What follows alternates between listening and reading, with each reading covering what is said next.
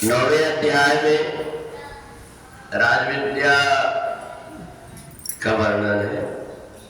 क्षिप्रम भवति धर्मात्मा सस्वच्छान्तिम निगच्छति कौन्ते प्रतिजानीहि न मे भक्ता प्रणश्यति।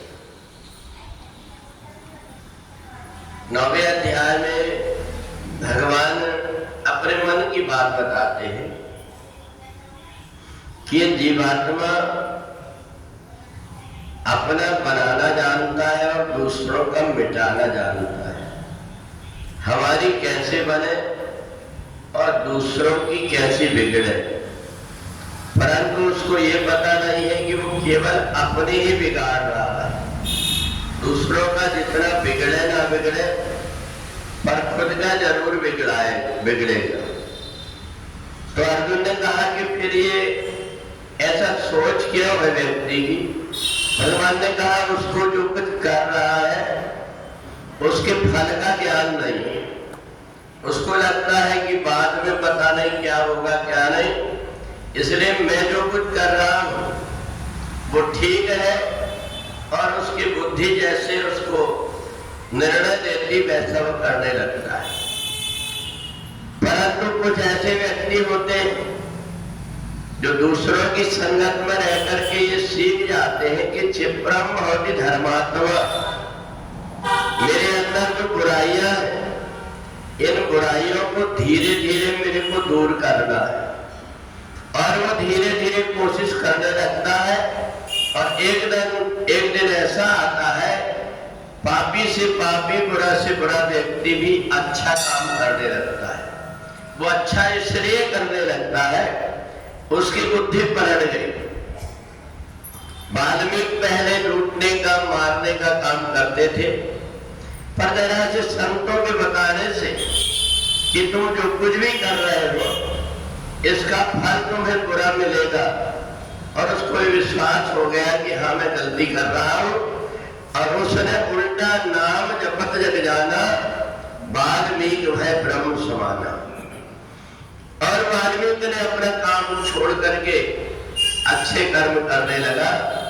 भगवान कहते हैं मेरे को बुरे व्यक्तियों से घृणा नहीं, उसके बुरे काम से घृणा है।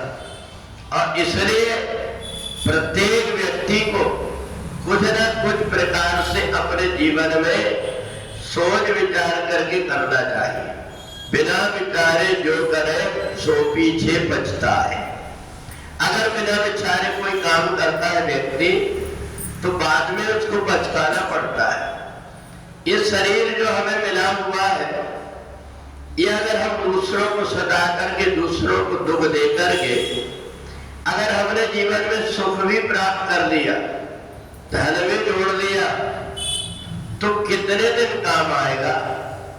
अगर हमें कोई ऐसी बीमारी हो गई कि हम तेल भी नहीं खा सकते, घी भी नहीं खा सकते, शक्कर भी नहीं खा सकते, आलू और चावल भी नहीं खा सकते, केवल मूंग की दाल रोटी दलिया खा करके रहना है, तो इतना जो धन तुम्हारे पास रखा हुआ है काम क्या आया।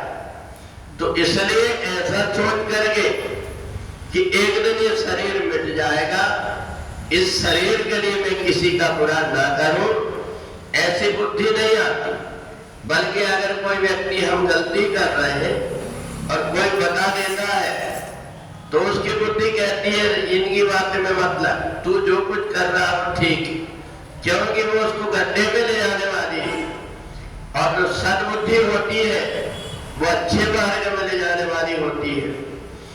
एक समय राजा हरिश्चंद्र को ग्रह दशाओं के कारण ऐसा समय आया कि उसकी बुद्धि भ्रमित हो गई, जनता को सताने लगा, जनता से मनमाना टैक्स लेने लगा, अपने आप को सत्यवादी कह करके और लोगों को झूठा कहने लगा।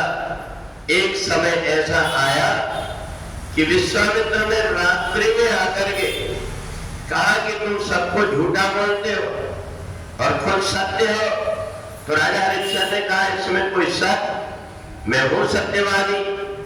कहा अगर सत्यवादी हो तो तुम मेरे को जितना जितना भी धन पाठ तुम्हारा दान में दे दो। राजा हरिश्चंद्र ने कहा मैंने दिया दान में, और दान में सब कुछ दे दिया। अब दूसरे दिन सुबह उठ करके सोचने लगा कि मेरे से आखिर के क्या हो गया। मैंने पूरा राजपाट, धन संपत्ति, ये सब विश्वामित्र को दान में दे दिया। इतने में विश्वामित्र आ गए। उन्होंने कहा राजन, याद है तुमने रात्रि में मेरे को दान दिया था? कहा याद है। फिर अब ये दान में वैसे ही नहीं लेने वाला, दान के बदले मेरे को कुछ दक्षिणा दो। बोले क्या देना है? बोले 9 सोने की मोहरें दे, मेरे को दे दो। राजा हरिश्चंद्र ने कहा ठीक है। वो जब तिजोरी की तरफ चला तो हरिश्चंद्र ने कहा ये तो सब धन संपत्ति तुम मेरे को दान दे चुके हो, अब अलग से 9 सोने की मोहर चाहिए। राजा हरिश्चंद्र घबरा गए। पत्नी ने कहा अब तो एक ही उपाय है, अपन तीनों प्राणी बिक जाओ और इनका कम से कम ये दे दो। तीनों को ले जाकर के काशी में खड़े किया। एक डोम ने हरिश्चंद्र को खरीद लिया, एक पंडित ने माँ और बेटे रोहित और तारा को खरीद लिया। अब समय का जब ऐसा चक्र पलटा तो जो बुरी दशाएं थी, जिस बुद्धि के कारण उसने ये सब कुछ अपने आप को अभिमान में आ गया था कि मेरे जैसे सत्यवादी कोई नहीं है, तो जब उसके ग्रह दशा बदले तो वो भगवान से प्रार्थना करने लगा कि मेरे से गलती क्या हो गई। सपना देखता है कि मेरे मन के अंदर अभिमान हो गया कि मेरे जैसे सत्यवादी नहीं है, इसके कारण ये सब हुआ। राजा हरिश्चंद्र बड़ा पश्चाताप करने लगा। उन्होंने लोमस ऋषि से पूछा कि ये बताइए कि मेरे को ये विपत्ति से छुटकारा कैसे मिलेगा, क्योंकि मेरी पत्नी पंडित के यहाँ जहाँ पूजन करती है वो रोज सुबह से शाम तक उससे काम कराते। मेरे बेटा रोहित को फूल लेने भेजते हैं, और वो फूल लेने के लिए जब गया तो उसको सर्प ने काट दिया। तो कहा एक काम करो, कल आने वाली जो एकादशी है उसका नाम अजाय एकादशी। अजाय एकादशी के दिन तुम अपने बेटे का अंतिम संस्कार मत करना, पहले अजाय एकादशी का व्रत करना। तो उन्होंने पूरा दिन और पूरी रात्रि भगवान का ओम नमो भगवते वासुदेवाय का जाप करके सूर्य उदय के पहले उठ करके भगवान सूर्य को जल दिया। पूरा दिन व्रत करके रात्रि में भी बेटे को लेकर के गोद में जागते रहे। प्रातः काल जैसे देखते हैं तो विश्वामित्र जी के साथ में भगवान नारायण वहां उपस्थित हो गए और कहा हरिश्चंद्र तुम्हारे सत्य की परीक्षा हो गई, परंतु जीवन में अगर कोई अच्छा काम होता उसका अभिमान नहीं होना चाहिए। यही शिक्षा देने के लिए तुम्हारे पर विपत्ति आई। ये तुम्हारा बेटा भी जीवित हो गया और विश्वामित्र ने तुम्हारा राजपाट सब वापिस कर दिया।